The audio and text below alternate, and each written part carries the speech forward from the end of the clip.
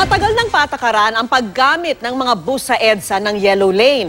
Pero dahil marami pa ring pasaway, sa pilitan na itong pinairal ng MMDA. Nakatutok si JP Soriano.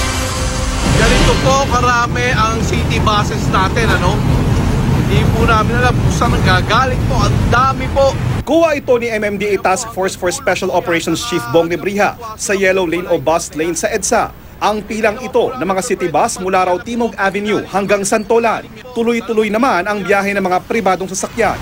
Wala pong provincial buses dyan dahil po yung mga provincial buses ay pinapayagan namin sa third lane. So, 2 lanes lang po yan. May kita nyo po yung mga private vehicles nakausad na.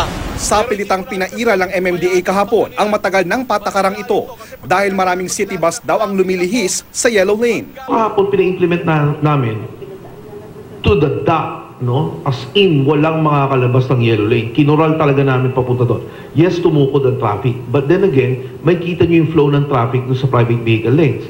Sabi ng MMDA, mas maghihigpit na talaga sila sa mga bus na hindi susunod sa Yellow Lane policy. Tama lang po yan, Yellow Lane ang susundin. Yellow lane lang? Opo. Hindi kayo lumalagpas doon? Hindi po. Bukod sa mga pasaway raw na bus drivers na hindi nananatili sa Yellow Lane, isa pa raw problema, ang mga city bus sa tila ginawang terminal ang mga loading at unloading base ng bus sa EDSA. Pag sabi mo loading, unloading, magbaba, magsakay ka lang, hindi ka mag-aantay. Yung iba kasi nating mga driver dyan, ginagawang terminal. Kanina, sa loading and unloading bay ng mga bus sa Farmers Cubao, aabot sa 2 hanggang 3 minuto o minsan higit pa ang mga bus na nakita namin.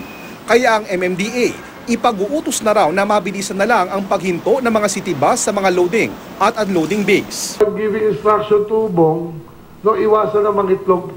Yung harap kung kaya 30 seconds, walisin natin. Kawawa naman yung mga senior, mababagal po yan. Dapat yung 2 pintuan maluwag.